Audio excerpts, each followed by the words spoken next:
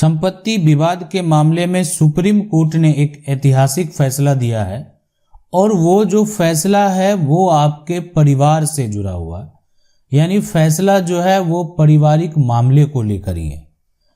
एक महिला है, महिला का विवाह होता है या आप कह सकते हैं किसी बेटी का विवाह होता है। अब इनके ये पति हैं और पति के पास मकान है, जमीन है, लेकिन पति के पास जो भी मकान और जमीन है वो उनके पिता से उनको प्राप्त है। यानी महिला का जो ससुर है उनकी वो संपत्ति है जो संपत्ति उनको जो है उनके पति को प्राप्त हुआ है। अब ऐसा होता है कि किसी कारणवश महिला के पति की मृत्यु हो जाती है और जो भी संपत्ति है, जो इनका पति का शेयर है, पति का हक है, अब वो महिला के नाम जो है वो ट्रांसफर हो जाता है। यानी आप कह सकते हैं कि पति की मृत्यु के बाद पति का हक का हिस्से का जो भी संपत्ति है वो उनकी पत्नी को कानूनी तौर पर प्राप्त होता है और उनका कानूनी अधिकार भी है। तो ससुर का ये सारा प्रॉपर्टी जिसमें जो एक तरह से उनके पति का शेयर था वो संपत्ति अब महिला के नाम है। अब यहाँ पर एक बीच में जो सदस्य है वो है महिला का भाई।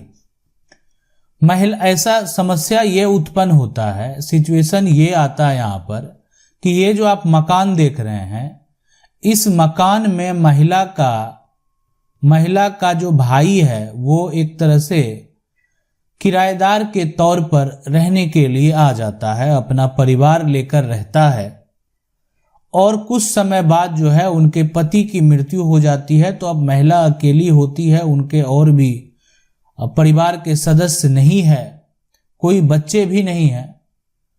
तो महिला का भाई जो है एक तरह से घर में रहकर अपना वो जीवन यापन कर रहे हैं और वो अपना जो रोजगार है वो कर रहे हैं और साथ में जिनका घर है वो उनकी बहन ही है और वो भी रह रही हैं। इसमें समस्या उत्पन्न तब हुआ जब किसी कारणवश जो उनकी एक तरह से पति पत्नी है, पहले पति की मृत्यु हुई और बाद में पत्नी की भी मृत्यु हो गई, मतलब जो महिला है उनकी भी मृत्यु हो जाती है किसी कारणवश। अब जो है महिला का जो भाई है वो पूरी संपत्ति पर कब्जा कर लेता है। उसको लगता है अब तो मेरी बहन है नहीं, तो ये संपत्ति का कानूनी तौर पर हम ही हकदार हैं। और इसी मामले को लेकर जब मामला सुप्रीम कोर्ट पहुंचता है, अब आप कह सकते हैं कि क्या इससे पहले इसकी सुनवाई नहीं हुई, केस का प्रक्रिया नहीं हुआ? बिल्कुल, ये फैसला जो है ये यहाँ पर उत्तराखंड हाई कोर्ट के फैसले को जो है चुनौती देकर याचिका दायर किया गया था। अब सवाल ये उठता है कि आखिर सुप्रीम कोर्ट में क्या हुआ। देखें, सुप्रीम कोर्ट में साफ साफ कहा गया कि जो कानून है वो ये है। अगर बात करें हिंदू उत्तराधिकार अधिनियम की, उत्तराधिकार अधिनियम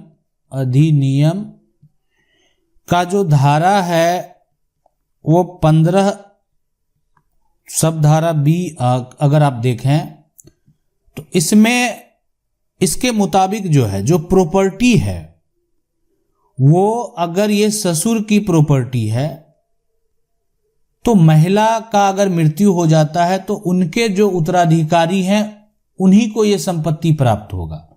अब आप कहेंगे महिला का ना तो बेटा है और ना ही बेटी है, तो आखिर ये संपत्ति मिलेगा किसको?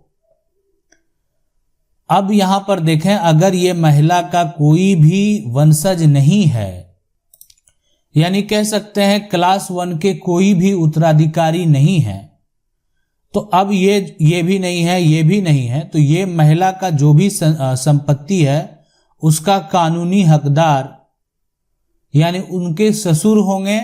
अगर उनके ससुर भी इस दुनिया में नहीं है तो कानूनी तौर पर इस संपत्ति के जो हकदार होंगे वो इस व्यक्ति जो उनके पति हैं, पति का भाई होगा। इस बात को आप समझ लें।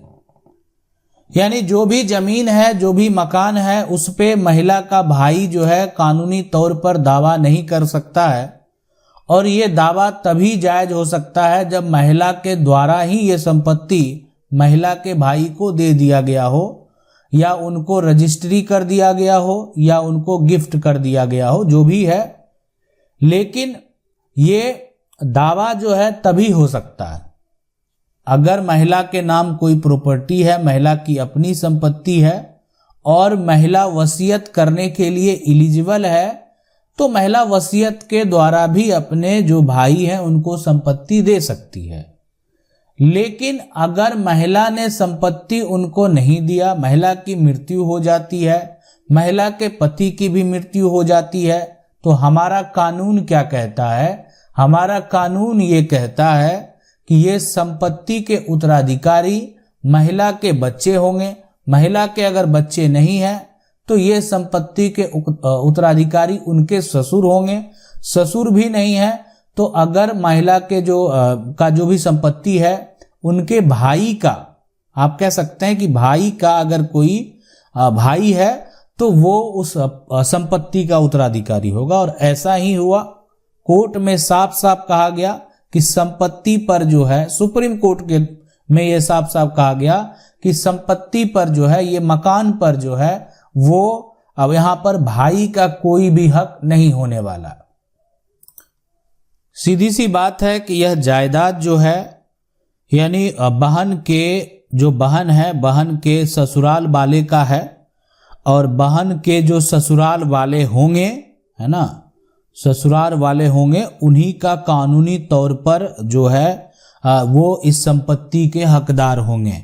इस पे जो है बहन के परिवार वाले जो हैं, जो उनके भाई हैं या उनके पिता हैं या उनकी बहन है, इस महिला का कोई भी रिश्तेदार जो है इस संपत्ति पर कानूनी तौर पर दावा नहीं कर सकता है, इसलिए कि ये संपत्ति महिला के जो पति हैं और उनके जो ससुर हैं उनके नाम पर ये संपत्ति पहले थी। अब वर्तमान में जो है ये संपत्ति महिला के नाम ही है, लेकिन फिर भी कानूनी तौर पर जो है जब उनकी मृत्यु हो जाती है तो उनके वंशज को उत्तराधिकारी माना जाएगा।